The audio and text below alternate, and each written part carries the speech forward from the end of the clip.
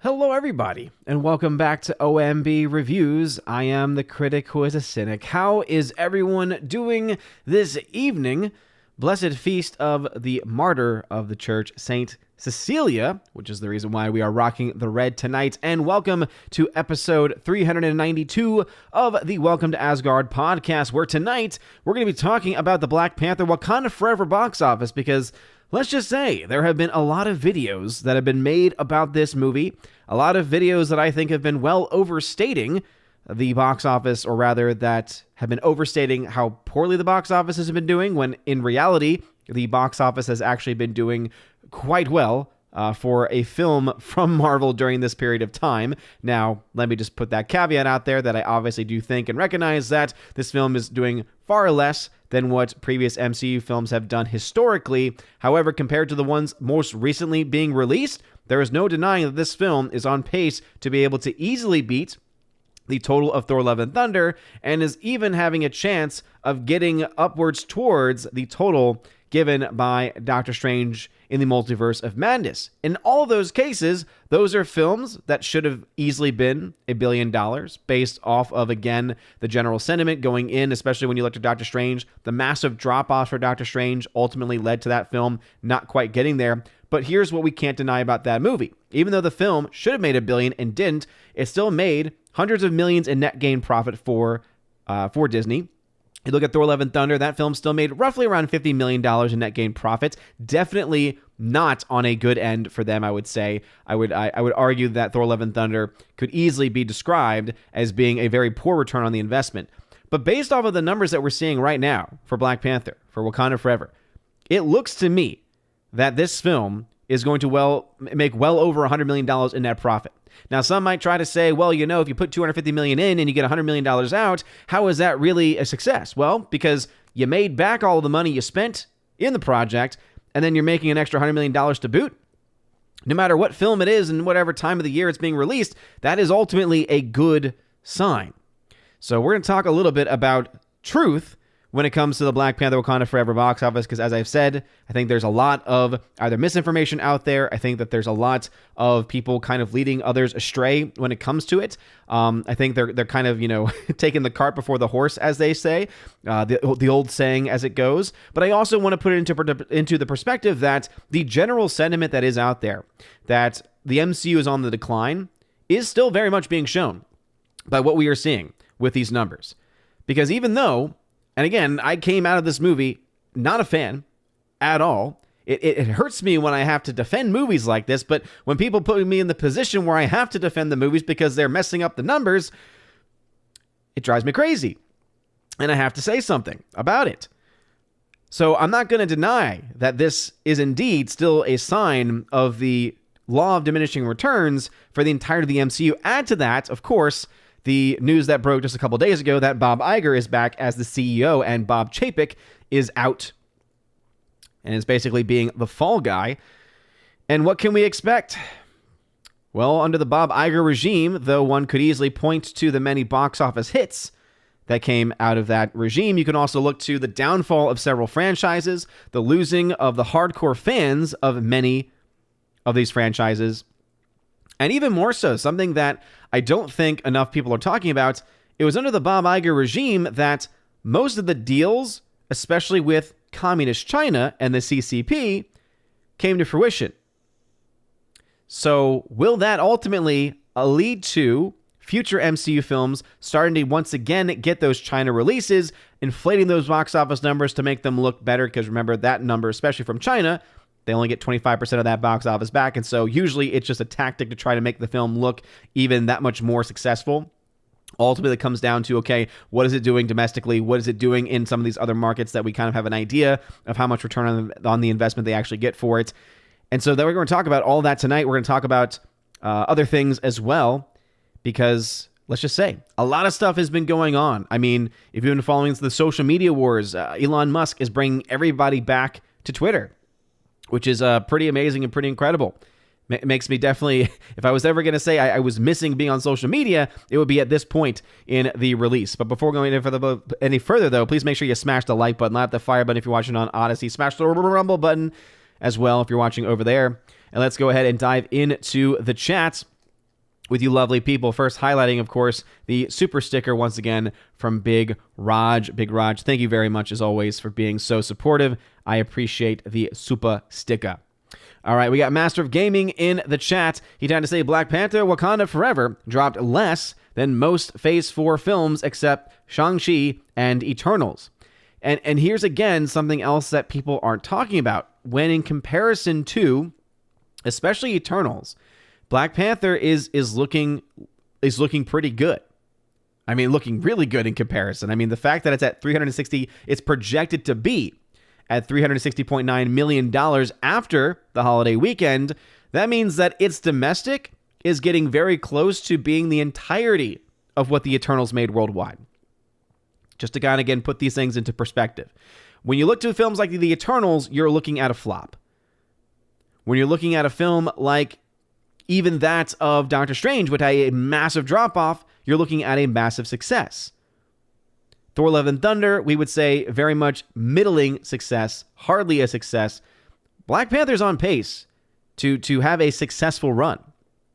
And as I said, that does not mean I think the film is good. That does not mean that I like the movie. But it does mean that the numbers are what they are.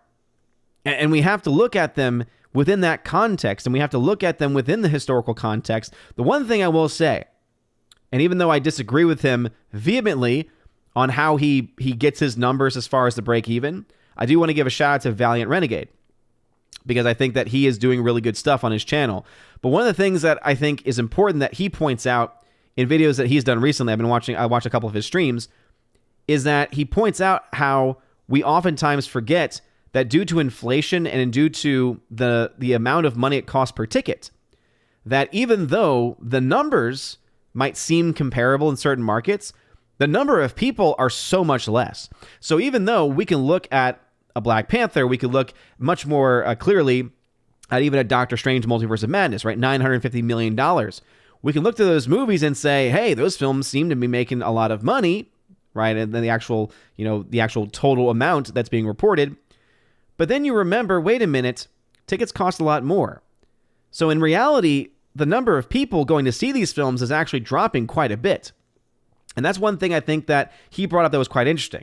However, it doesn't take away the financial side of it, the financial aspect of it, but it is still an important point to bring up nonetheless, that we're probably seeing just an incredibly smaller amount of people going to see these films in comparison to what they were even just a couple of years ago, even just 5 to 10 years ago at this point in time, as the box office continues to recover.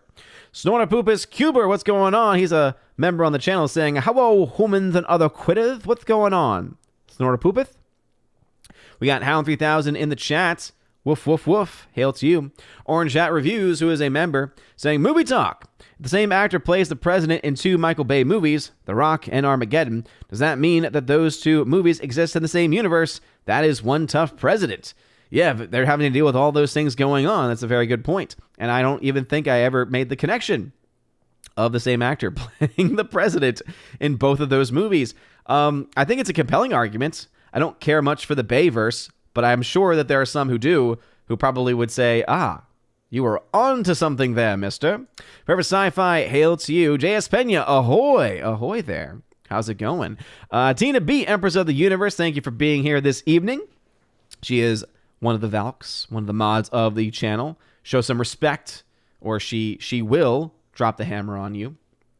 She will do it. All right. Who else do we got? We got Forever Sci-Fi in the chat, as I had mentioned. Keely Chow is also in the chat. Hail to you. Thank you very much for being here.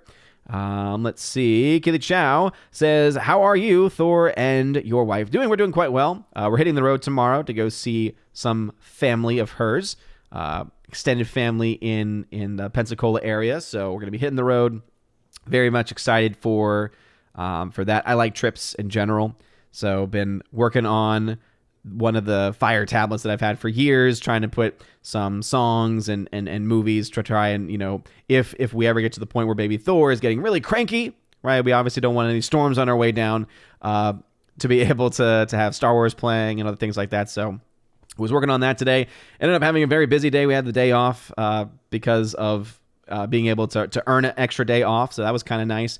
So tried to make it as productive as I can. Got a little bit of a beard trim. Was able to go out and do some shopping for some tech stuff. I'm in the process of trying to basically add a coaxial jack to my house. Yeah, I know that sounds that sounds amazing, right? Because I just recently found out, and this is kind of insane to me, if you have a house that is wired with coaxial, right? So that's typical for TV and especially old school television, broadcast signaling and other things like that, right? It was very commonly used. A lot of times in today's world, though, it's very much out of date. A lot of companies, internet providers don't really use it that much anymore. And so what I found out is that if your house is already wired for it, though, what you can do is on one of the ports, you can connect it to an adapter plugged into your router. And what it will do then is make your ports into Ethernet ports, essentially. So as long as you have an adapter on the other end, it will transfer that over. So I've been diving into that, how to do that safely, because I was like, okay, but do these jacks have a lot of power running through them? I can't imagine that they have it that much. So that's something I'm going to try to do before we leave. But yeah, so I was trying to have a productive day. I was able to put a new light fixture out on the outside as the one that we have had for a long time in the deck where I do some grilling. It has one of those motion sensors, which is never good. It's never worked very well. Finally replaced that. And of course, it just reminded me of how bad the electricians and anyone who worked on the electricity here and the wiring of the house especially just did a terrible job when it came to putting things in. I mean, things are just out of whack. They're skewed. Like, for instance, the basically the electrical box on the outside, it's on an angle. So it's like, wait a minute. How am I supposed to screw these in if they're not even going to be straight? It was ridiculous. So had to deal with that, but overall, pretty productive day. And yeah, everyone's doing pretty well. Odyssey Patron, that's all that says. Odyssey Patron, thank you for the the 200 credits, the 200 library tokens. Hyper chat over on Odyssey. I appreciate that very much. And then we got hanging out over in the Odyssey chat as well. Hail to you. Thanks for being here. Smash like, smash rumble, and also, of course, light up the fire button as well. Rogue Attraction in the chat. Hail to you. CJM, what is going on? Yeah, absolutely. Early, happy, blessed Thanksgiving to everybody out there. Great Wuda is in the chat. Hail to you. Mike Jackson is also in the chat. Nathan Slay hanging out in the chat as well. Bryant Barth here. We got Laura, the Modern Major General of the channel, also hanging out. Forever Sci-Fi, who's a member, saying, how much does inflation factor into what they spent versus what they got back now? Well, the problem is that we really can't quite factor in current inflation because that's something that you really figure out more so long-term. Or if you could figure that out in today's world, I'm not an accountant or an economist to be able to do that kind of math on the fly. So obviously the amount of money that they put in was worth more than the money they're getting back now. But to what extent, again, to me, there are way too many factors and too many questions that go into it. And I always go back to this, but if you ever wanted to dive into what about this, you would drive yourself crazy thinking about all of the different taxes and all of the different credits that any studio is going to get on a movie. I mean, people often forget product placement alone in films can get you a lot of dollars. You think about that and all these other things, ultimately these things, in my head at the very least, even out at some point. So that's why I don't dive into some of the other more nuanced discussions that some other channels might have, because to me, if you go into the weeds, sometimes there's things that you're just going to ultimately leave out. Jacques Lesuave over on Odyssey, what is going on? Saying, Coaxial Jack is my favorite hidden gem superhero, so underrated. Especially with this finding out about its ability to carry an internet signal. I think that's actually pretty cool. It can actually carry it up to like a gig of speed. So depending on depending on the cables you have and depending on the adapters you use, I should be able to get a gig. And so what that allow me to do is upstairs, where on one side of the house I don't have I wish I had an Ethernet port. I don't. It allows me to be able to, without having to rewire the entire house, to be able to use these adapters. So excited to be playing around with that when I get back from Florida. Nathan Slay tagged to say, good evening, Odin. School right now is like watching Uncut Gems on steroids. Dang. That sounds quite intense. Kimberly G says, happy St. Cecilia Day and happy Thanksgiving to everyone. Amen. Absolutely. Happy blessed feast of St. Cecilia. Yeah, this Thanksgiving, it will be St. John of the Cross, whose feast day it will be. So we'll also be celebrating, of course, the feast of St. John of the Cross. And this weekend, I know, right? This weekend, first Sunday of Advent. That's crazy. It is honestly insane that we are at the point where Advent is right upon us. So get your Advent wreaths ready, your Advent calendars ready. We're doing the Jesse tree this year. That's going to be fun, doing that for the first time. Tina says, commandment, it's been talking to someone else. John Evan Barrett had to say, do you think Strange Worlds is going to be a bigger flop than Treasure Planets? I don't know. I don't know about whether it'll be a bigger flop than Treasure Planet. It will be a flop, though. I was just looking at the numbers before the stream went live. Let me go ahead and try and see if I can get the news report section going up right now. Since you mentioned it, we'll go ahead and transition over into that. And let's get that message off the screen. So I decided to double check this. So right now, we are getting different reports. So we have Deadline reporting one number, and then we also have Rebecca Rubin for Variety saying another number.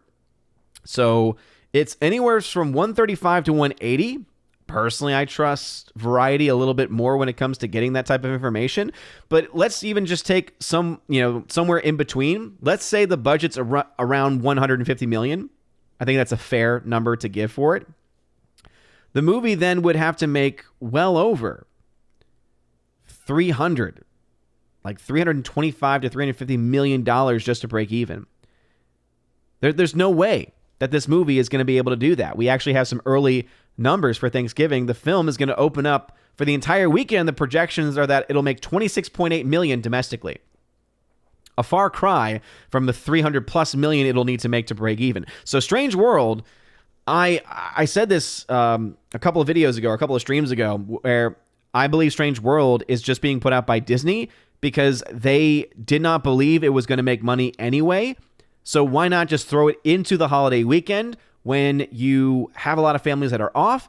Any of the families that are not already going to see Black Panther, have not already seen it, hey, now there is another animated movie that they could go to watch instead. So to me, it's them just trying to say, hey, let's try to make as much money as we can off of this, even though we're probably not going to make our money back on it. Let's just go ahead and throw it out and see what happens, right? Let's throw it to the wall and see what sticks. That's what it seems to be the case with this movie. So I won't know exactly where the film's going to fall until we have the actual numbers and we have the actual data. But again, right now, it is being projected somewhere. I just saw someone put in the live chat because, again, that's why you got to listen, Victor Fontaine. I love you, brother. But that's why, as I said, right now it's projected to be somewhere between 135 and 180. Again, one source, Deadline, is saying 135. Variety is saying 180. So again, we're getting two conflicting reports. So that means that I'm going to go ahead and take somewhere in the middle because I think that's being fair based on the fact that these are two mainstream sites that are reporting this. And so 150, I think, is quite fair to do. And so, again, $150 million, even if it is $150 million, right? So let's say it's less. Let's say it's more. Either way, making well over $300 million, I just don't think is going to be in the cards for this movie, especially based off of this projected opening weekend. But getting back to Black Panther, because obviously it's okay, Victor Fontaine. I see in the live chat. It's okay. It's okay. Trust me. As someone with ADHD, I understand what it's like to be distracted. It happens to me. But anyway, Black Panther, let's talk about these numbers because I think it's important for us to be accurate with them, all right? So the weekend numbers, all right, the weekend numbers for the third week of its release, projected to make $40.4 million. By the end of the holiday weekend, expected to have made $58.4 million, which is looking at an effective drop of around 39% from the previous weekend. That is not a terrible number. That is a pretty good hold. That is a pretty good drop there. It's also looking like the total domestic is going to be around $360.9 million. So this film is well on its way to passing $400 million likely by the end of the fourth weekend. And this again gets back to what we were saying previously. So let's go ahead and go back to the box, the week 1 to week 2 drop-offs for the film, right? It was 63%. Remember, everyone was coming out with those videos. I warned people about this on the Salty Saturday stream. If you were hanging out in the Salty Saturday stream, I appreciate y'all being over there. Shout out to the Salty Nerd Podcast. We were talking about this. This question came up, and everyone was like, oh my gosh, but it's Friday to Friday number was a 79% plus drop. And it's like, don't let that fool you. Of course the number is high. It's always high for these superhero movies. It's always high Friday to Friday because the Friday numbers from the first weekend include the Thursday numbers, the Thursday premiere numbers, which is usually a pretty decent portion. And so you're going to see a much higher drop. And what happened? Saturday and Sunday, it caught back up and it ended up being a 63% drop. I saw some other videos coming out saying that this is one of the worst drops in history of MCU. Again, not really. When you look at the big budget films, even beyond the MCU, a 63% drop is definitely not the worst. And it's definitely normal for a film of this caliber, and by caliber, I don't mean quality, but rather of this budget to see drops like this. Right? This is not out of line. This is not out of left field. In addition to this, it had incredibly strong and much stronger than expected holds internationally. In fact, it performed better internationally than the other MCU films to come out this year, and even including doing better in like-for-like markets than other films that actually did quite better as well. So we have that factor for one, right? The weekend number ended up not being really falling off the charts all that much. You then add on to that, we have the Monday numbers dropping 64% from the previous day, $7 million on Monday. So again, adding more and more. We're looking at probably getting Tuesdays tend to be a little bit higher because it is usually cheaper tickets on Tuesday. So we're probably going to see $7 to $10 million on Tuesday. Every other day, you're going to see more opportunities for the film to make more money because more and more people are going to be off.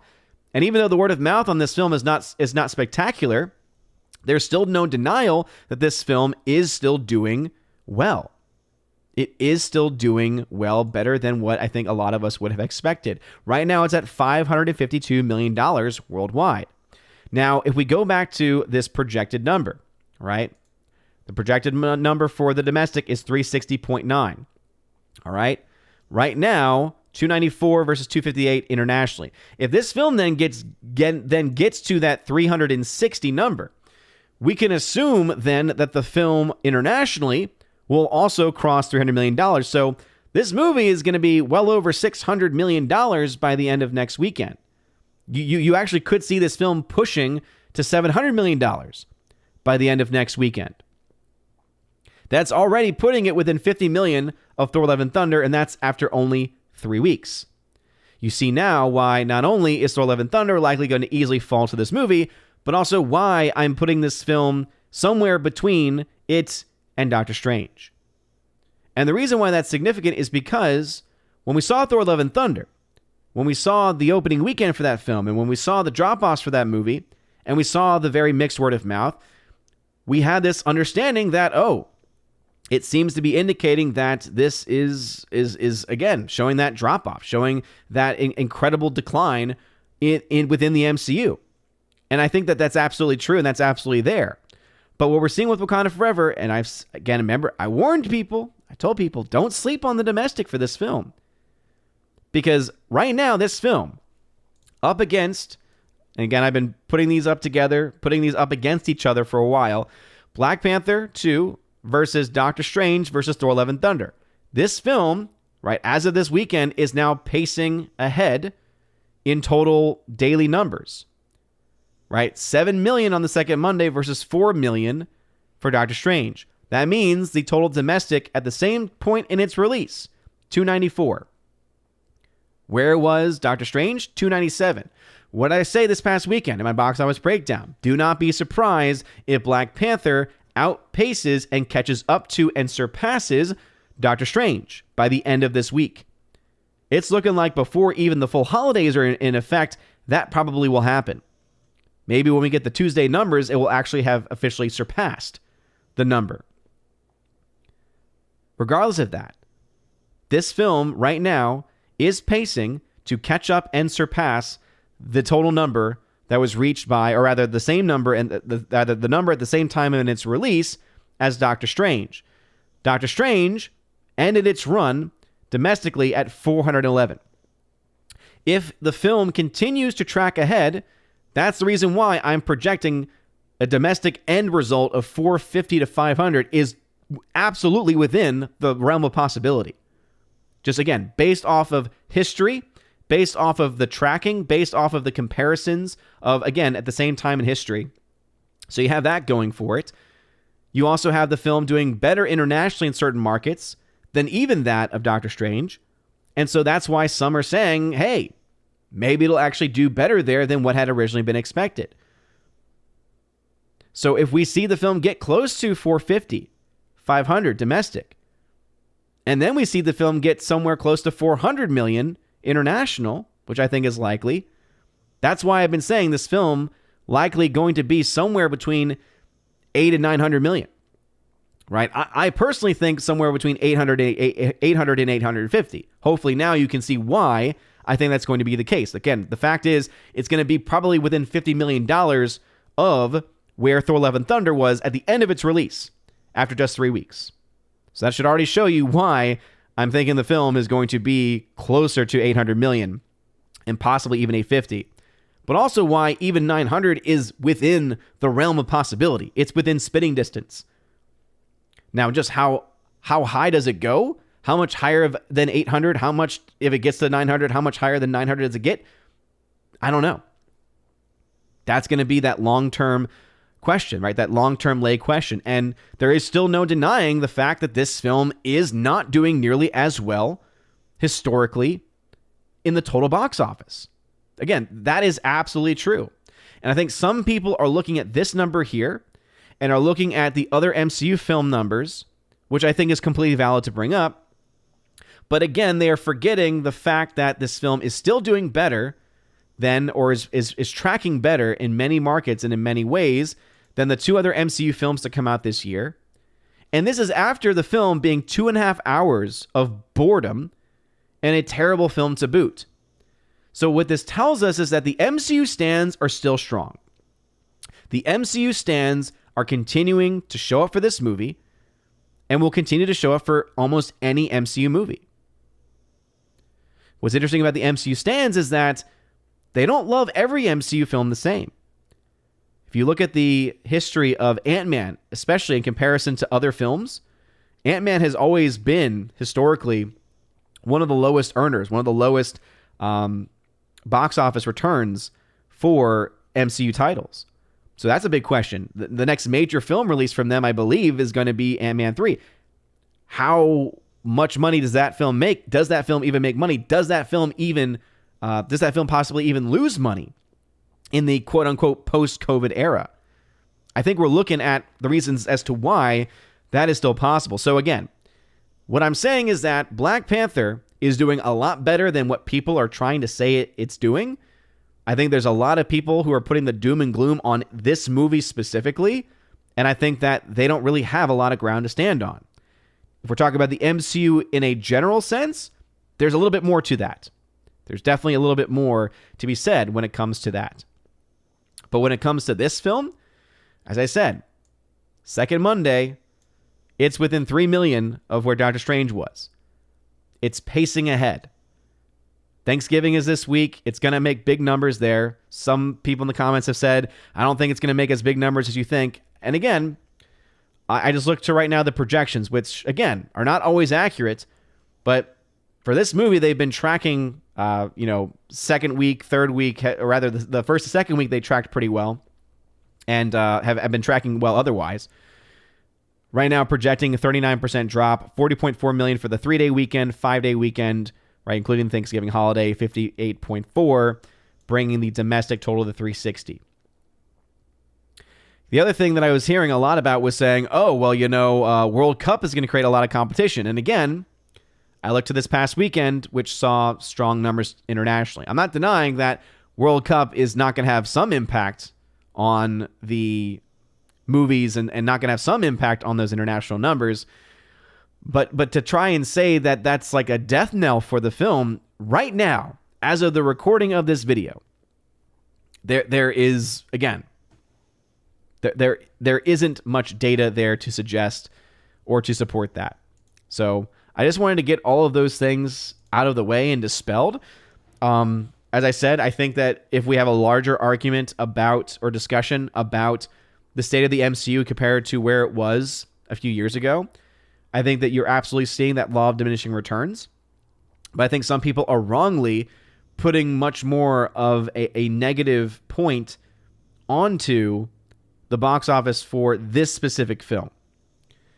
Because if we want to talk about films that are not going to do well domestically or anywhere at the box office, the situation going on with Netflix and Glass Onion, a Knives Out mystery, Rian Johnson's sequel to Knives Out, getting a limited theatrical release and then getting the rest of it released on Netflix. Good Lord. I don't even know how you even calculate whether or not that film is a success or not. But the fact that it's going to be hiding behind Netflix, to me, that kind of says a lot, personally. Anyway, getting back into the YouTube chat. Shorty Short says, I got a really good laugh out of Namor's little green boxers. The MCU is at a new low.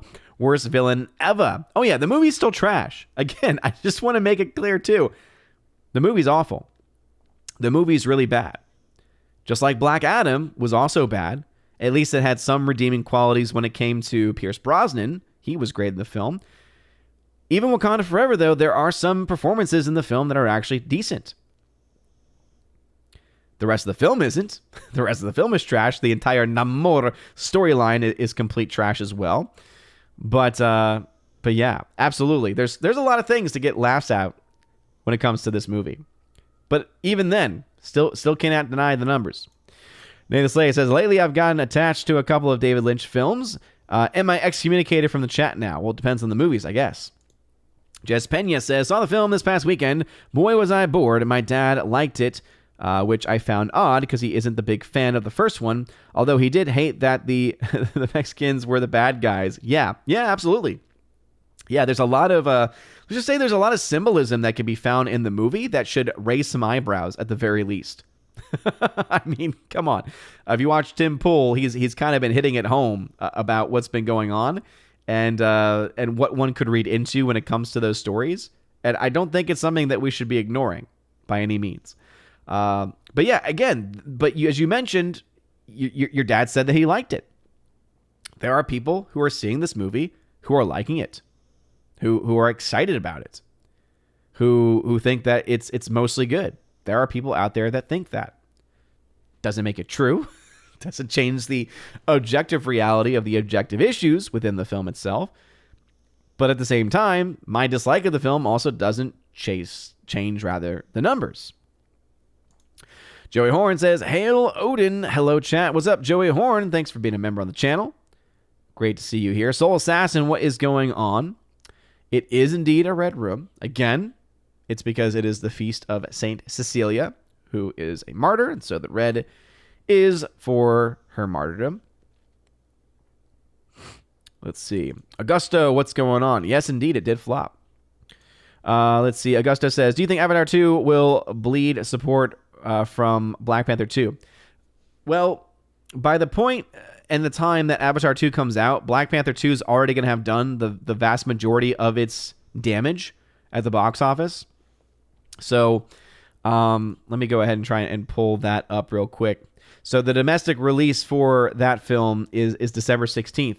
So yeah, so Wakanda Forever still has a little less than a month without any real competition at the box office. So that's the other factor here that people are also missing, is that you can bring up the World Cup and you can bring up all these other things, but no real competition up until Avatar. So Avatar is going to be a big hit, and it's gonna I think take away from most of the films that are out at that time, but it's not going to be a major factor in. It's not going to be the make or break basically for Black Panther 2 because it's already going to have made the vast majority of its money. see, Gary Banjo Sandwich Worthington, what is going on? Hail to you. Thanks for being here. Sassy is in the chat. How is it going, Sassy? Orange Hat, time to say, the 90s was peak Bayverse. True. There were actually some good Michael Bay movies, which you can't say a lot for now. Nathan Slay, tried to say, should it be said that even just a flat-out Rock is a better actor than The Rock? No, not at all. If you go back to speaking of 90s, if you go back to 90s Rock as the wrestler, he's not a bad actor. He is just very singular toned in his movies. Victor Fontaine, yeah, this is something I just mentioned, actually. He says Black Panther 2 has more or less caught up with Doctor Strange 2 domestically. Yep, and no one seems to be talking about it. Master of Gaming, there's a new Liam Neeson movie coming out and wide release next week called Marlowe, and there's no trailer for it. Yeah, were you bringing that up in the Discord? I thought I saw someone bringing it up. And, well, also, let's just be honest here. Even if there was a trailer, no one was going to go see it. Unless you're a diehard Liam Neeson fan, the dude comes out with like 3 movies every year. They're all roughly the same as far as the character he portrays. And again, you're not really missing much. So can't say I blame them for not wanting to spend the money on marketing because it really hasn't paid out well for them in the past. Laura says, Coaxial Jack sounds like a DCU superhero. Yeah, definitely. Especially the current era of the DCEU. Scott McKenzie, what's going on? Thanks for being here. Bruce is in the chat. Hail to you, Bruce. Thank you very much for being here. Bruce tagged to say, my wife and I were just talking about bad ordeals we've had with not-so-great repairmen. Repairman, man. If you caught that reference, you were a 90s kid, and you're welcome. It's interesting because we haven't had a whole lot of repairman stories. It's more of whoever, when they were designing this house, whoever did the updated electricity and ran the lines, it was so incompetently done. Like, every time that we've tried to add a fan, when I was adding the fan to this room, when I was adding the fan to my wife's room, pretty much anytime we've tried to do anything with electricity, we've kind of revealed, they just kind of threw stuff together in a lot of ways. If I had $1 million, right, there's a lot of things I would do first, but one of the top things on my list would be I would have the entire house, the entire house's electrical grid redone and revamped and made in my own image. To get theological for a moment. Just because. Because it was funny. I was trying to talk to EPB, who runs the internet out here, and the service is really, really good. But the issue is that there's only 3 Ethernet ports in the house. One of them is down in my station is down in the media room, which is in the main room behind me. This used to be an Airbnb, so it's actually 2 like separate, almost you could say houses. Like you could easily see why. I mean, there's a kitchen down here as well and everything like that. Excuse me. And so the way in which they made it work, though, was that there's the one Ethernet port down here, which is where my media center is. The other 2 Ethernet ports, one is in now baby Thor's room and is essentially inaccessible, and then the other is in our master. And so you don't have anything on the other side of the house, essentially. So I remember when we had them here, we had asked saying, hey, what could we do to try and, get a wire going to like the other side of the house to try and get some ports? They gave us an estimate. And I was like, no. We'll find a way. Luckily, especially Wi-Fi nowadays is actually pretty good. I mean, all of my streams that I've done on this have all run on Wi-Fi. But the reason why I'm really looking into trying to get this to work is because upstairs, obviously, it's not nearly as strong since the router's down here. So if I could somehow get some of the things that we use most upstairs in the living room connected, actually hardwired in, could end up fixing a lot of those issues. And also, it means I could plug in the extender that I have upstairs into a hardwired connection, which would also help in a lot of ways. So, yeah, I have a lot of tech ideas that I'm excited for. I'm a nerd when it comes to that kind of stuff. Nathan Slay says, would a huge nightmare for you be a group of David Lynch fans surrounding you and then saying they wouldn't leave you alone until you admit that he's a good director? No, there are many things that are much more terrifying than that, because for them, I'd be like, yeah, I'm going to go. I'm just going to leave. And if they were to follow me, I'd be like, all right, I'm just going to call the cops because you're harassing me. So definitely not a nightmare. Gary Banjo Sandwich says, Andor's good finale is tomorrow. Yay. Yeah, I mean, I'm glad that you like it. I'm glad that Matthew Kadish likes it. I'm glad that there's a few fans of it out there. I'm sorry that the show is boring as heck, and it's about one of the most boring characters in the history of Disney, and more specific, in the history of Star Wars. Like, Andor is just a very boring character. So even moments that I thought, hey, this is actually pretty good, I kept having to immediately remind myself, oh, but wait a minute, all of this is dealing with a character who I don't care about, have never cared about, can't ever find myself in the future ever caring about, and yet there's an entire show surrounding him. And then the defense that I always hear is, well, you have to watch the episode in threes because the director of the episodes, the showrunner, he is one that is known for doing longer form content, and what likely happened was he made longer episodes that Kathleen Kennedy then chopped up. And I believe that. I think that absolutely happened. But the first three episodes, I believe it was the first three, not the first two, but the first three all came out at the same time. I watched them in sequence. Didn't make it any better. Did not make it any better. We over on Odyssey tag to say the sloth in Zootopia is more boring than the Andor character. What are you talking about? The sloth in Zootopia is hilarious. At least the sloth in Zootopia is entertaining. Great Widow says, have you read that Avatar 2 needs to make more than $2 billion in order to break even? I have not read that, but that doesn't quite sound up to snuff for me. Because, let's see, they gave James Cameron $1 billion, right? They gave James Cameron $1 billion. So you take that into account. You take $1 billion, multiply that by 2.5. That means all of the films together would collectively have to make, what, $2.5 billion to make their money back, to break even? Because the typical break-even number is 2.5 times the budget. If the entire budget is $1 billion times 2.5 is 2.5 billion. Maybe I'm missing out my math there, but that would be for the entire franchise. That'd be for the entire series. I don't think that's going to be a problem. I think the first film alone is going to make $1 billion, and even though I think that we're going to see a law again, that law of diminishing returns continue after the fact. It is still something that is ultimately going to still be able to play out in his favor, because I think there's just going to be enough people showing up for it. My hope is that the first film makes less than half of what the original film. The original film, when you adjust for inflation, is over $3 billion. So if Avatar 2 like craps out before Top Gun Maverick, I will be ecstatic, because even though it may have been $1 billion film, if it doesn't become the number one box office film of 2022 and loses to Top Gun Maverick, that will make me exceedingly happy. I'm also a realist, though. And the realist in me thinks, okay, well, the film is still going to be quite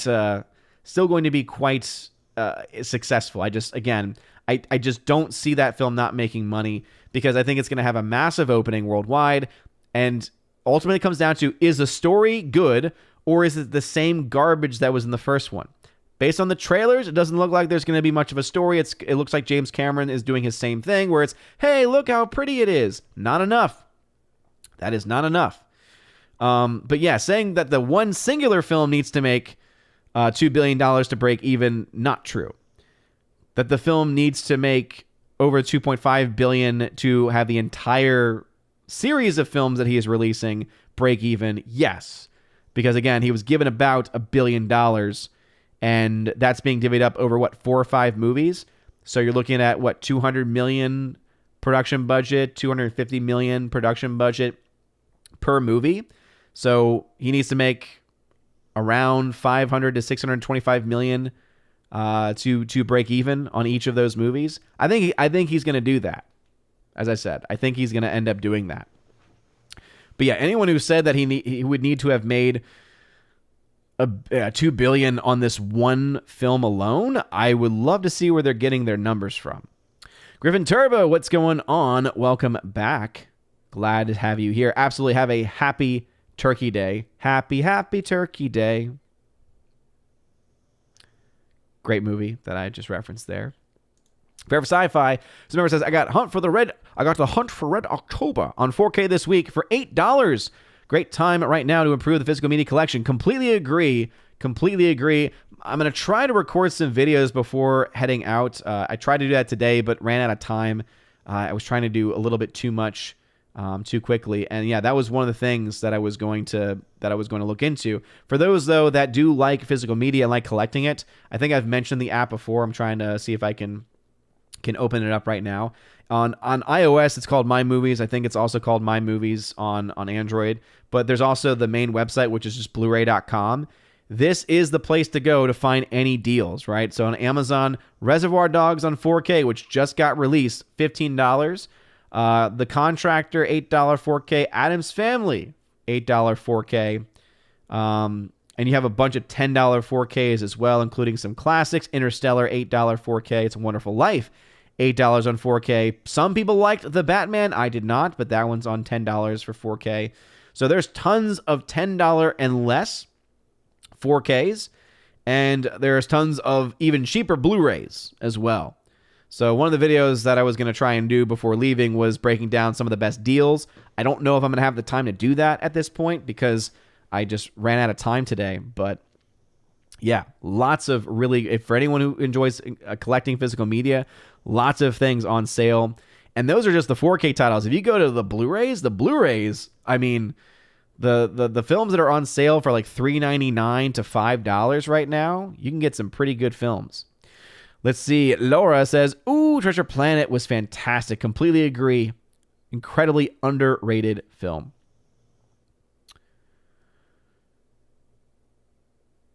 All right, let's see. Laura says, seeing the Alphabet Mafia stuff in kids' movies makes me queasy. Leave them kids alone. Exactly. Leave them kids alone. For sure. Yeah, Strange World, I believe, I think that's one of the stories around the film is that it features a LGBTQ plus AIP, whatever it is now, LMNOP relationship. And again, it's one of those things where it's like, well, I wouldn't want any type of sexual relationship in any movie, regardless of what it is. So, no thank you. But Lord knows that's probably going to push some people away from it. General Wingster, time to say, hi, I'm traveling for Thursday, so have a great Thanksgiving for me. Hey, have a blessed Thanksgiving. Please be safe traveling. Again, I'll be hitting the road tomorrow to travel. I will not be on the Friday Night Tight show this week because of that, for anyone who was wondering. Let us see. John Evan Bear says, Ryan is going with this narrative that Wakanda Forever is having one of the worst drops. I saw Ryan had posted a video, and again, I think that he's working the system, because here's the unfortunate thing too, right? To defend some of the people who are, calling out this as some of the worst box office numbers ever and everything. The problem is that YouTube is still set up in such a way to where unless you are creating titles like that, it's impossible to get picked up in the algorithm. So I still completely respect the fact that there are people who feel like they have to create very specific, very controversial titles like that, right? Even though if you break things down in a much more nuanced fashion, it ends up not being the case. I still respect it just because YouTube is broken. YouTube has been broken for a long time. I've known this for a long time. I mean, if I wanted my channel to be like, if my YouTube channel was my life, was my career, as it is in the case with many of these people, I could totally understand why I would probably be doing some similar things. Maybe not the exact same things, but similar things at the very least. But there's a reason why I put out a video only every few days when I can actually put out a video. There's a reason why I have basically a ceiling when it comes to the number of subscribers that I'll have and the number of support I have. It's because I do this for fun, and it is something that I still find to be very, very fun, and that's it. I have a full-time job. I love my full-time job. I love my family, and they come first before anything else. And this is just added bonus. Again, it is just so much fun. And so I'm going to continue to have that, because if you look back to the early days of the channel, I thought that this was something that I was going to want to do in a much broader fashion. So you'll notice that I was definitely a part of that as well. Not that I had in my own mind of like, oh, I'm going to make this title and it's going to be clickbait, because to me, true actual clickbait is when you put something in the title of your video and then you don't talk about it, right? Whereas in the cases of this, I think it's people putting things in the video where parts of it are true, but when you actually pull back the curtain a little bit, you realize, oh, but it's not really, right? Because Friday to Friday drop is 39%. That is really bad. If you take out the context of it being a major Marvel film with a massive Thursday opening night, and that being the reason as to why, and then the follow-up of, okay, it made its money back Saturday and Sunday and ended up having a mediocre drop, a pretty standard drop, really.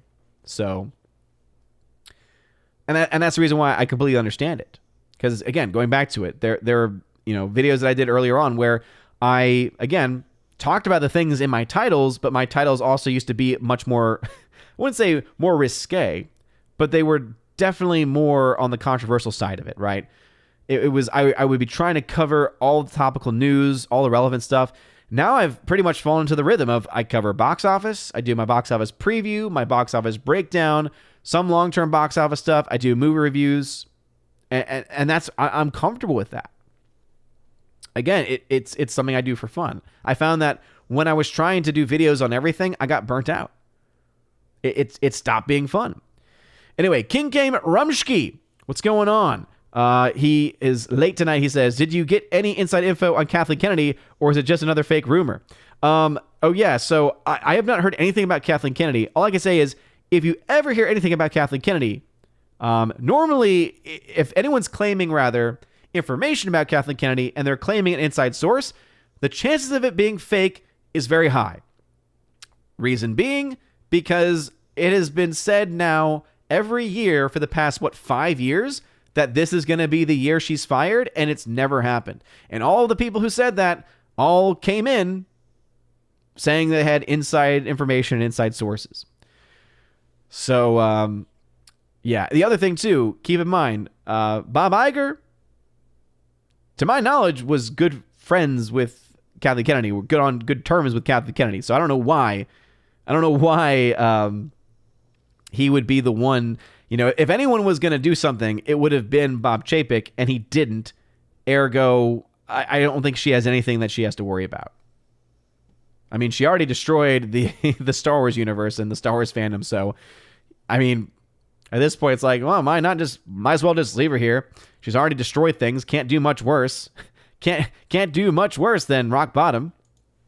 Forever Sci-Fi, let's see, his member saying, I don't really expect any MCU films to bomb or to lose money because there are still a lot of people eating these up simply because of the Marvel logo. To them, any story is a good story. Exactly. That is exactly right. There are, again, a lot of MCU stans. And this is something that the DCEU stans don't quite understand for me. I don't like either universe. I think they both have their flaws. However, it's a verifiable mathematical fact that the MCU stan base, that's right, I don't think anyone's used that before. If they have, I apologize, but I think that needs to go somewhere, the stan base, all right? So each fandom, right, each major corporation-run entity has a stan base, right? MCU has a stan base, and the DCEU has a stan base as well. The pool of people in the MCU stan base is significantly larger than the stan base of the DCEU. I'm just having so much fun using stan base. I can't believe I've never used that before. And so because the pool is so much smaller for the DCEU, that's why you have a film like Black Adam, which is a flop. right? I believe today or soon it is available to get on PVOD, so to get on digital. That's the sign early on that they're not expecting to make that much more with the box office, so they're going to try and make a little bit more return on investment through PVOD sales.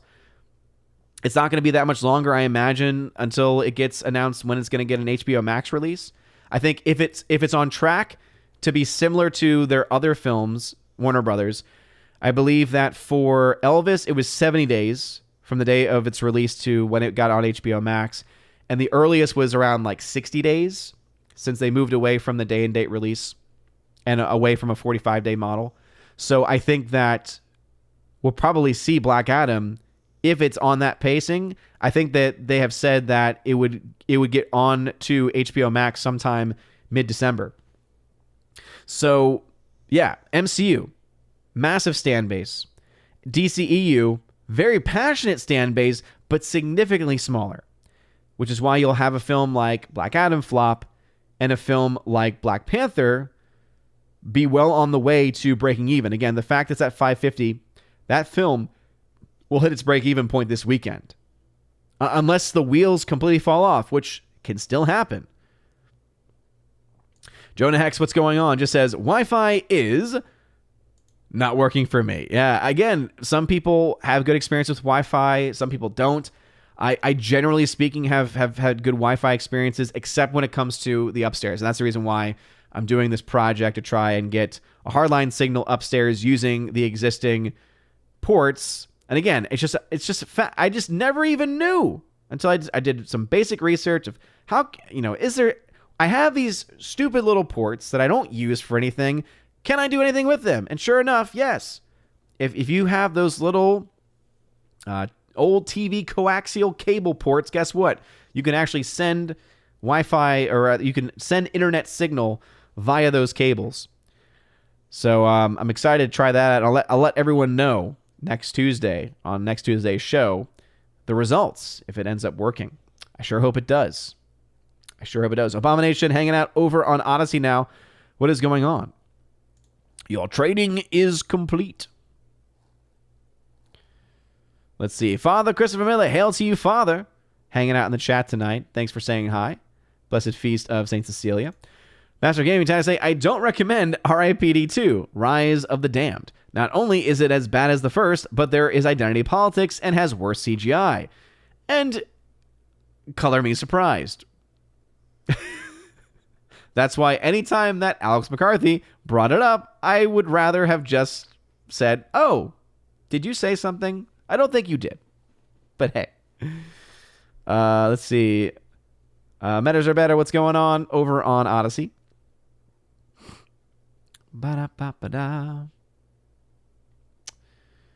Still in the YouTube chat. JS Pena says, not just MCU stands, people that were emotionally manipulated by the trailer. Oh, no, absolutely. Absolutely. But the MCU stand base, right, is a very formidable group. There's a whole other factor that, again, people aren't considering for Black Panther, Wakanda Forever. People forget the first film did insanely well amongst the African American community here in the United States. This film likely will also do quite well amongst that same community. Does that mean that everyone's going to go see it just because of the color of the skin? No, of course not. But it does mean that that is a audience that is going to show up in a way that they otherwise would not have for other franchises and for other films. So there is something about Wakanda especially that is creating an environment that the domestic numbers, as I've said for a while now, are going to surprise people. Do not be surprised that the film caps out somewhere around $500 million domestic. And if it's able to do that, and internationally it's able to get to 400, that's a $900 million film. I don't see how anyone could look at that and say that, oh, it's a failure. People could definitely say, oh, it should have made $1 billion. Maybe. The first film made 1.3. So the film making less than the sequel being a 2.5 hour film that's not as good, yeah, actually, that makes complete sense for it to not be as good. But really, ultimately, how far from its original mark is it? How far from the original film is it? is going to be, I think, kind of that test to look at, right? Because we are still seeing the law of diminishing returns. But remember that early on, after looking at the opening weekend numbers, I said, okay, right now that there's a chance. Let's say that this just barely gets to 500 million. 750 million is kind of looking like the cap. We're now way past that. Now 750 million is just, again, the chances of it getting less than 800 is unlikely. The chances of it getting less than 850 is even somewhat unlikely. And so I think that we're in a situation now where this movie is all but guaranteed to not be nearly as far off the mark, because at 750 million, you were looking at a movie being almost half the size of what the first film did. Now you're looking at the film maybe being within 300 million or so of the original, maybe. That's not nearly as bad. Again, it's not good, but it's not nearly as bad. Again, thank you all for being here this evening. Please put @Ode in the very beginning of your comments. Lets me know that you're trying to get my attention. I do fall behind in the chat, so if you're wondering why I haven't mentioned your comment, it's because on the YouTube side of things, right now, let me toggle on my timestamps. Let's see. It's 6:28 in the chat. It's 8 o'clock in real life, so I'm about 30 minutes behind. That is why it takes me a while, because I do read the comments. If you would like to jump the line, you are more than welcome. You are more than welcome to Super Chat or donate via Streamlabs. If not, the only price you pay is patience. King Kane Rumsky over on Rumble tried to say, any cool movies coming out? I feel like we are in a huge downtime for movies right now. Yeah, again, no major releases are set to come out for the next month, really. The next major release, again, whether it's going to be good, I would argue no.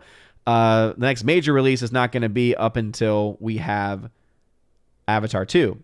One that is intriguing me somewhat, it's the newest film from Steven Spielberg, The Fabelmans.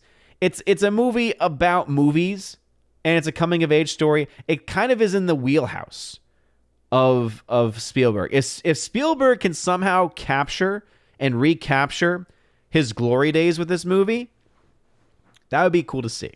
I don't have high hopes for it. But so that's one that could be good. Who knows? We'll have to wait and see. Other than that, let's see. What else is there expecting to come out, even on the more independent side of things? The Whale. The Whale is one I'm looking forward to. December 9th, that film is getting a wide release. I heard somewhere it was getting a release on a platform, but according to the numbers, it is getting a release. I'm going to go ahead and pull this up for everybody.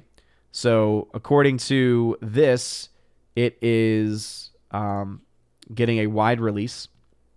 So again, that's The Whale. They're also doing a PG-13 version of Father Stew, which I actually do appreciate, because I do think that there were some people of faith who stayed away from it because of the R rating, because of the language. However, I do think that there's very few times where films justify the language they use. This one actually, it is justified in that it shows you where he was and then where he ended up, and I really appreciated that aspect.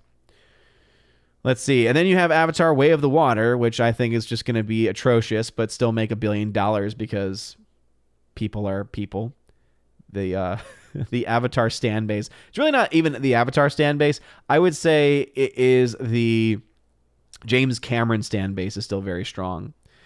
You have Puss in Boots, The Last Wish. So there's another Puss in Boots. Babylon looks interesting. Definitely think Babylon looks interesting. And then not really anything. Oh, man. And then we get to jump into the January movies. And January is where films go to die, typically. So that should be fun.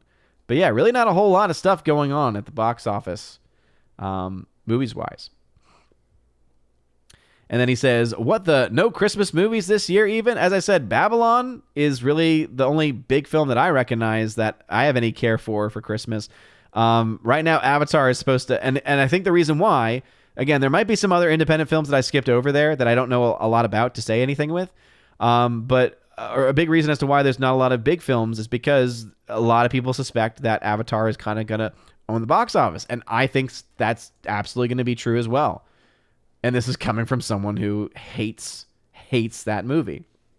All right, Abomination over on Odyssey. Tad to say, I seem to be getting a cold just in time for Thanksgiving alone, but I made up for it for taking advantage of Steam sales for 90% off lots of games. Very cool. Very, very cool. Abomination then Tad to say, just sounds funny that The Whale is getting a wide release. I see what you did there, but I really do want to see what Brendan Fraser was able to do with that film. Again, a movie that got a very long standing ovation at the festival that it released at. So I'm quite excited for it, to be honest. Hardwick says, the combination of green at the bottom of the screen with a pinkish red light makes me think of watermelon. Well, good for you. And then Laura is adding into the debauchery. How dare you? How dare you? They say, why the heck is the movie Knives Out 2 on streaming? I think there's a lot of people who would see it in theaters. Yeah, I mean, the reason why Netflix bought it is because it was a box office hit. It was a massive box office success. People forget this. That film was probably one of the best, had some of the best legs of any movie from the year it came out. Let me see if I can try to pull that up on my, let's see. I have a website, ombreviews.com. Check that out. You can find links to everything, but also the box office tracking as well. Let me go ahead and let me pull that over. Yeah. I mean, this is the reason why the film got bought up by Netflix, because they thought that a lot of people would actually want to go see it. Have to go quite a ways back in time. So Knives Out. So the film opened to $70 million. Second weekend, $99 million. I projected it was going to cap out at max $200 million, right? Max $200 million. The film made $306 million. So compared to its first 2 weeks, as you can see, more than doubled. More than doubled its amount of money. Essentially almost tripled its first 2 weeks. Made $123 million in net gain profits. So well outperformed any projection that I even had for the film. That's why it got bought up. That's why Netflix spent pretty good money on that movie. But the way that they're releasing it is they're doing a limited release theatrically, and then they're going to do a wide release, or rather, then they're going to put it out on Netflix. So they're putting it at around 700 screens. It's going to make $12 million by the end of the Thanksgiving. So per theater, I guess that's decent. But yeah, I don't quite understand it, because it's so hard to get metrics on, well, what does that actually mean? Like, views on Netflix, what does that actually mean financially for Netflix? Because in my head, the only way Netflix can justify movies on their service, or spending a lot of money on these movies, is if the movies themselves bring people over to their platform. And then even that's hard to quantify, because you can't always tell, did people join the platform only for Glass Onion, Knives Out 2?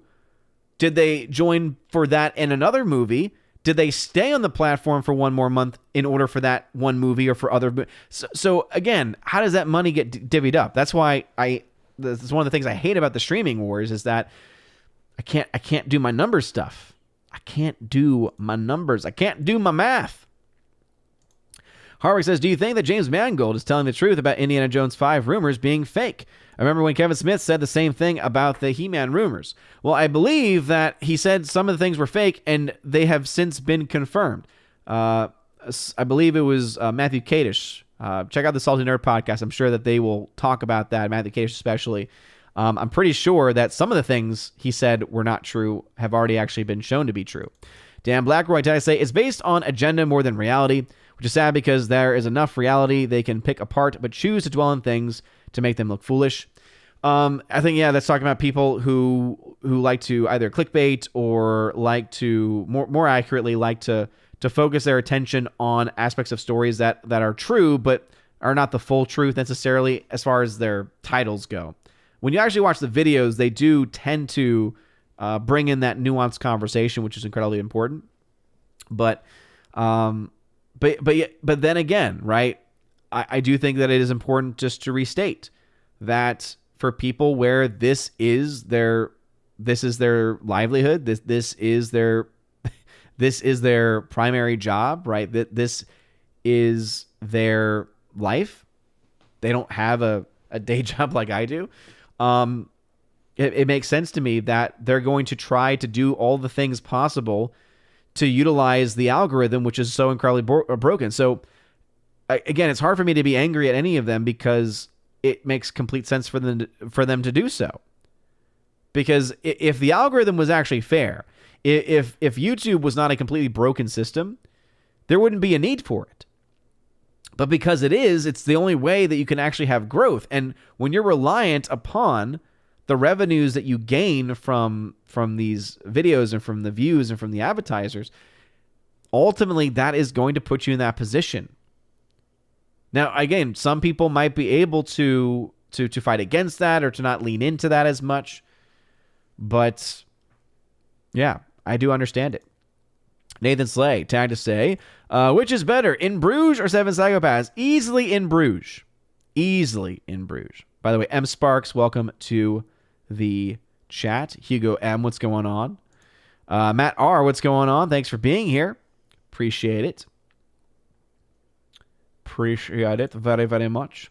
Over on Rumble, King Kane Rumsky says, what is your prediction? Will there be any promos, commercials, ads this year that say the words Christmas? Oh, absolutely. Yeah, absolutely. They have them every year. They might be few and far between. You'll find a lot more that will have Christmas. And then what you typically will see are commercials that have Christmas mentioned in some way, whether verbally or visually, but then also Happy Holidays being brought in as well. I saw someone in the live chat mention In Bruges. Yeah, In Bruges is phenomenal. I think Seven Psychopaths is fun too, but it doesn't hold a candle to In Bruges. In Bruges is just on a whole other level. That's why I was so excited for the Banshees of Inisherin, which I still need to see again to give it its fair shot. By the way, again, for those hanging out tonight, I do appreciate y'all being here. Smash the like button, please. We got about 20 minutes or so left in the show, and I will try my best to get to all of the comments. If you've asked a lot of questions already, try holding back to let some others have some time and attention. Laura says, Liam just called, said he is going to find you for talking smack about him. I'm going to find you. I wasn't really talking smack about him. It was more about the movies. Because I think Liam Neeson's great. It's just sad that he chooses to... Well, it's sad, but again, it's kind of similar to the YouTube creators' comment. I mean, he's got to make money somehow, and he's probably getting paid good money to make these movies. So can't say I'm fully against it. Though of course I know he's better than that for sure. Chef Nick Nero, what's going on, brother? Welcome back. Gamers also hanging out here. Thank you very much. Do you have knob and tube wiring? What? Are you making fun of me? Nathan Slay said, did you say Airbnb? After Barbarian, those should be avoided at all costs. Oh, I watched Barbarian, by the way, when I was about to leave for Orlando, where I had an Airbnb. Yeah, let's just say it made my travels there a little bit more, a little bit more sus, as the kids say. Laura says, spoiler and/or dies. I know, right? Oh my goodness. Oh my goodness. How dare you spoil that? Forever Sci-Fi says, so who saw the English fans in Qatar dressed like Crusaders look like Templar Odin? That's awesome, by the way. I didn't see them. I wasn't able to watch any of the games for long in real time. I was able to watch some of the key plays. That Saudi Arabia win, though. Oh my goodness. Did not see that one coming. Was it over Argentina? These are the kinds of sporting events that I can get into. When it's countries against countries and it's not war, I love it. Funny way of saying it, but it's true. I love seeing countries compete against each other, right? That's why there's certain sports for the Olympics that I find entertaining. I think that soccer or football is definitely one of them. I'm sad, though, because usually I like to go for the underdog team. And my typical underdog team in a lot of these tournaments tends to be Iceland. And Iceland didn't qualify. It makes me very sad. Makes me very sad. Chris Rose, what's going on? Welcome. Sherry Allen, what's going on, Sherry? Sherry says Andor storyline of Andor finding his sister wasn't finished. It was left hanging in the first episode as a setup and another reason not to like it. Yeah, absolutely. Absolutely. Let's see. Sherry Allen, happy Thanksgiving to you as well, to all the people out there. JKWX76, where you been, brother? Hello, chat. The missus and I are under the weather. Gonna be interesting Thanksgiving. I'm sorry to hear that. Yeah, I mean, I have a bit of the sniffles, but I think it has more to do with the temperature changing here in Tennessee. It's been below freezing last couple days, and there was a pretty big shift that happened pretty quickly. So, yeah. JS Pena, had to say, personally, I found the Batman underwhelming. Yeah, I would say that is a fair assessment to make. Master of Gaming, Fast 10 budget has ballooned to $340 million. It is the fourth most expensive movie ever made. It'll be interesting to see if that number holds, as that does not surprise me, for one, right? Because Fast and Furious, they're always very expensive. Yeah, right now that's being reported by The Wrap that it's at $340 million. That was as of November 17th. So I'm still going to wait to see if whatever Variety Post or Hollywood Reporter, those, again, the Wrap, I'm not saying that The Wrap isn't a reliable source, but it's definitely not as reliable when it comes to those numbers typically. But it's also, again, I completely believe that is going to be the case. I completely believe that it's going to cost that much money because these films cost an insane amount of money. The difference with this film is that even with the 300 in, so let me go ahead and get this. So $340 million production budget is what it currently is at, and it's being released in May. So that could easily still go up. Let me do a quick calculation. I'm very good at calculation. And no, it's not what you think that is, all right? Before you go off saying, Owen's doing an accent. No, I am doing an impersonation of a character from a movie. He was in The Dark Knight, and he was very good at calculation. The break-even point, I wanted to see, the break-even point for Fast 10, as of now, with the $340 million budget, as of the recording of this video, $850 million. $850 million just to break even. But that is also a franchise where $1 billion is pretty much all but guaranteed. So I don't think it's going to have any trouble getting there. See, Forever Sci-Fi, It's a Wonderful Life on 4K for $8. Wish I hadn't just got that Blu-ray for $5 last year. Oh, yeah, absolutely.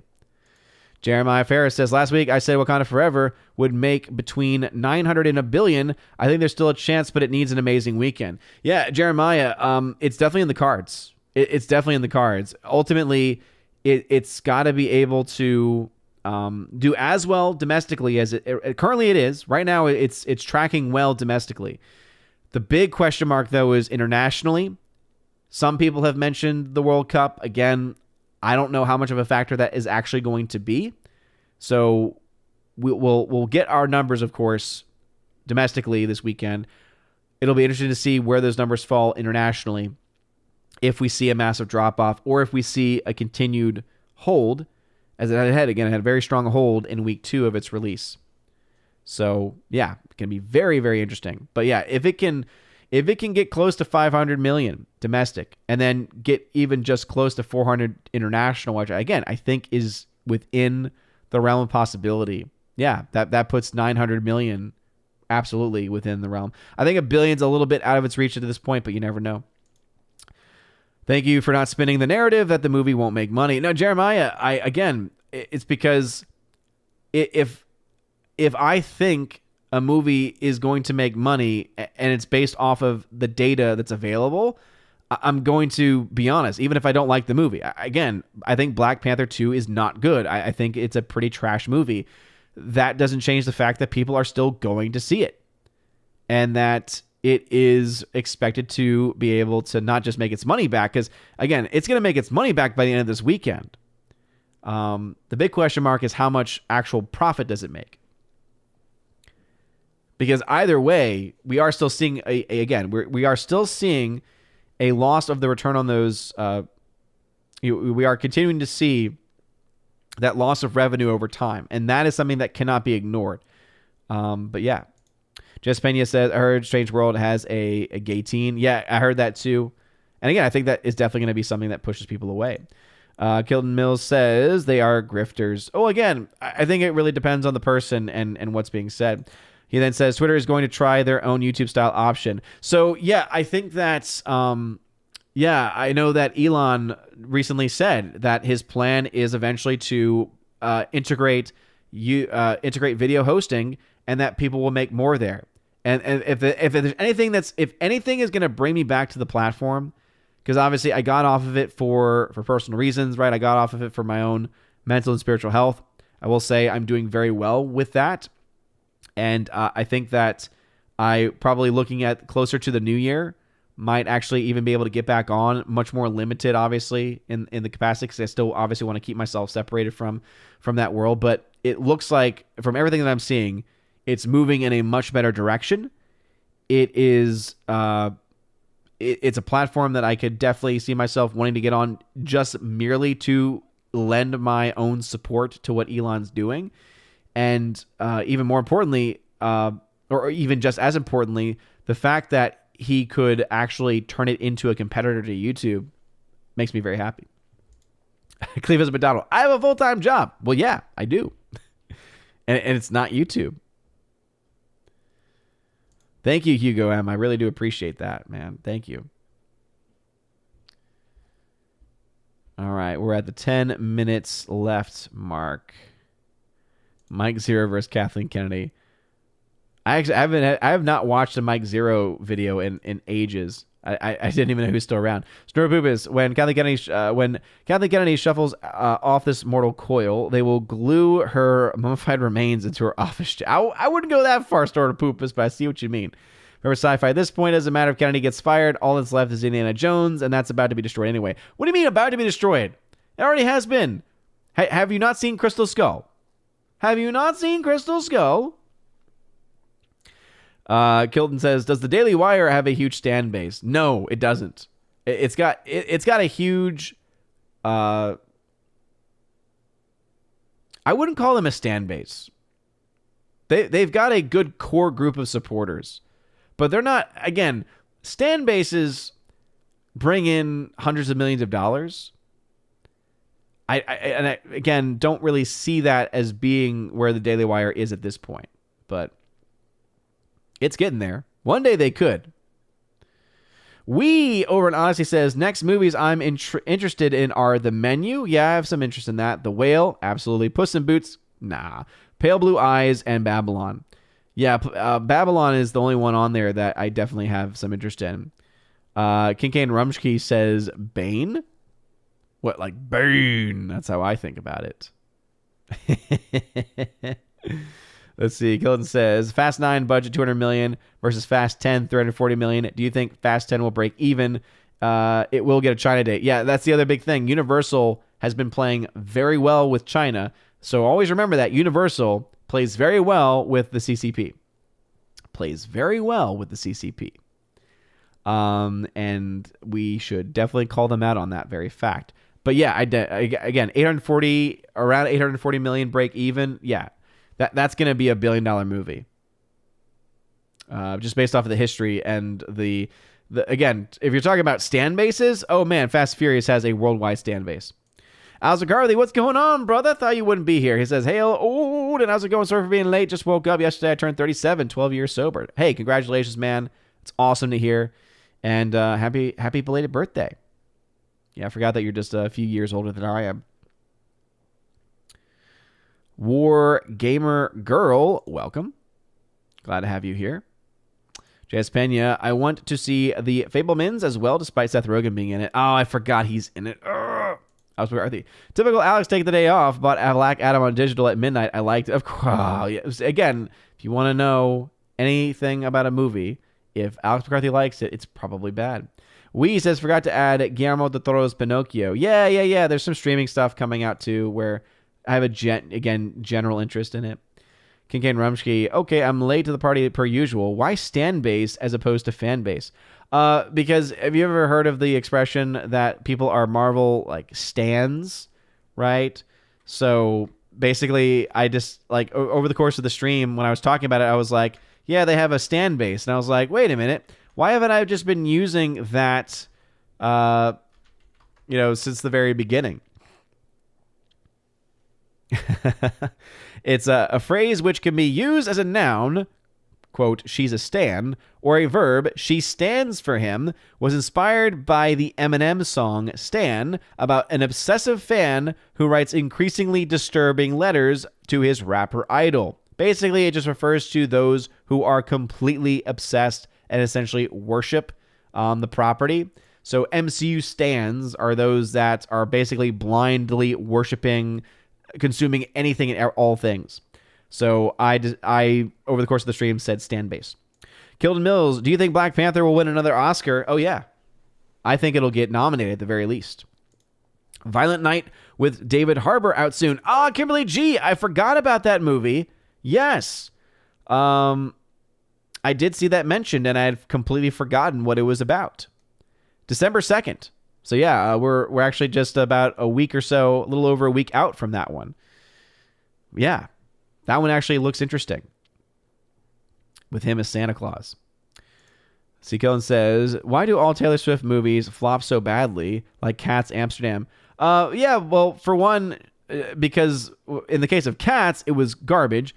Amsterdam, I didn't see, and guess what? No one else did. So I guess it's because she's in a bunch of movies that people either don't want to see or are just so bad that people would rather try to forget that they had ever seen it in the first place. Would be my guess. All right, we are getting close to time, so I'm going to try and get through our last comments here. Again, thank you, everyone, for being here. Kilden says, using Section 230 to destroy YouTube and Twitter in 2025 after all the times they attack him. Again, well, here's the thing.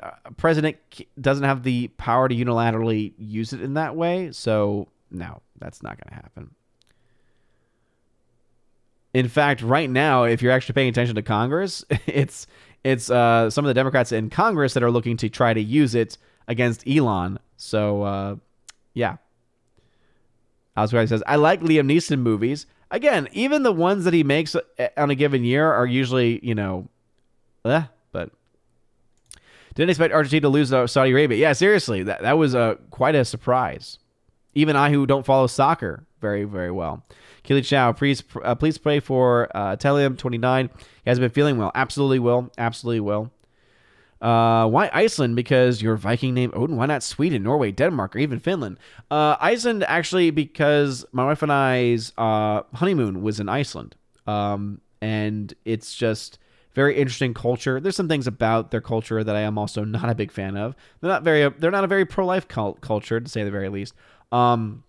But probably because of that personal connection there. And also, again, I like underdogs. And so when they were in, I forgot when I was watching them, whether it was an Olympics or whether it was a World Cup, but they were like the underdog. And they were, of course, like the fact that like, I think a third of their entire country showed up to the games was incredible.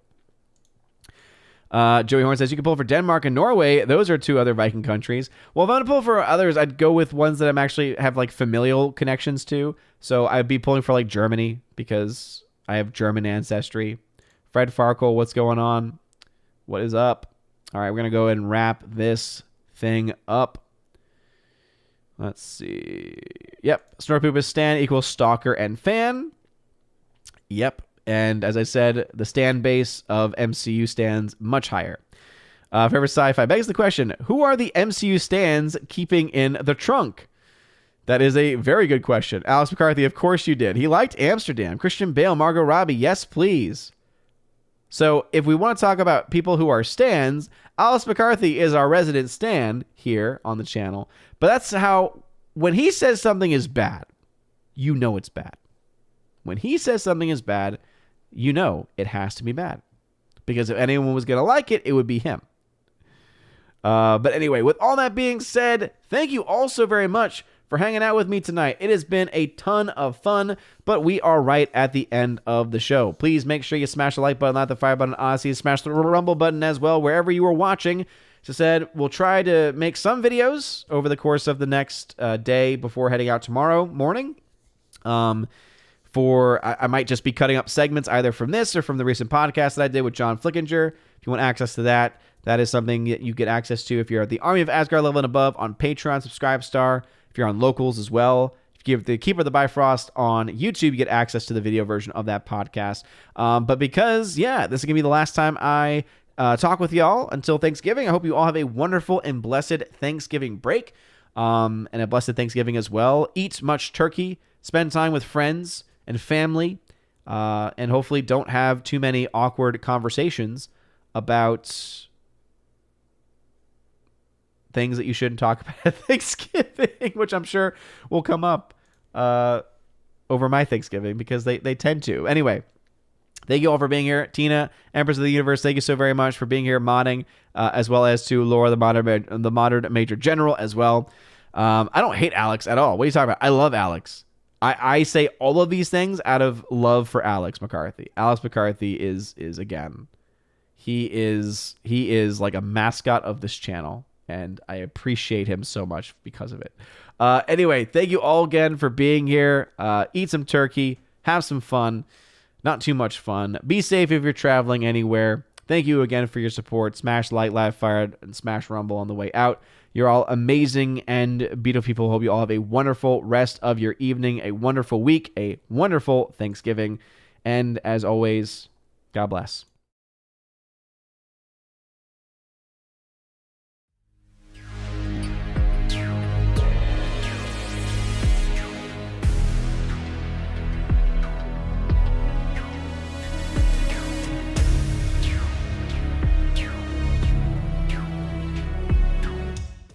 And now for a huge special shout out to all of my November Patreon, Subscribestar, and Locals members at the Keeper of the Bifrost level and above. Starting off with Patreon with Father Luca Illich.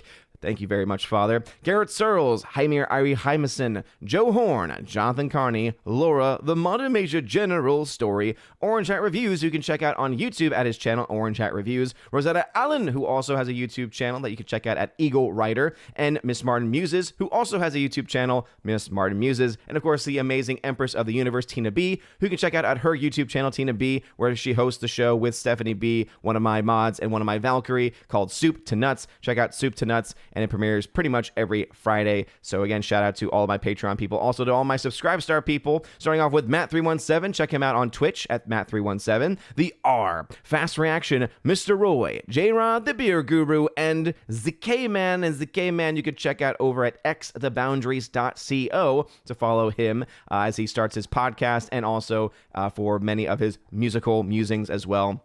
Check him out. Very, very talented guy. And then lastly, my Locals peeps. We got Miss Minnesota Hockey Fan, How About a Hockey Player, UAB Mad Dog, Mike Jackson for the win, J.H. Schwalbach, Brett D90, and the amazing lawyer, Robert Barnes. Thank you all so very much for supporting me. And if you want your name shouted out at the end of every live stream and video, go ahead and check out the top link in the video description below where you get access to that. Also, you get access to special things like giveaways and also exclusive podcasts that I do with John the Flickinger and other guests throughout the month of November and in the previous and the months to follow as well. And again, if any of that sounds interesting to you, especially the 4K giveaways, Steelbook giveaways, some of them that I have to give away this month are films like Starship Troopers on 4K Steelbook, Top Gun Maverick on 4K Steelbook, amongst many others. If that sounds interesting to you, check out the link and follow the instructions down below. Anyway, you guys are all amazing and beautiful people. Hope you all have a wonderful rest of your day. And as always, God bless.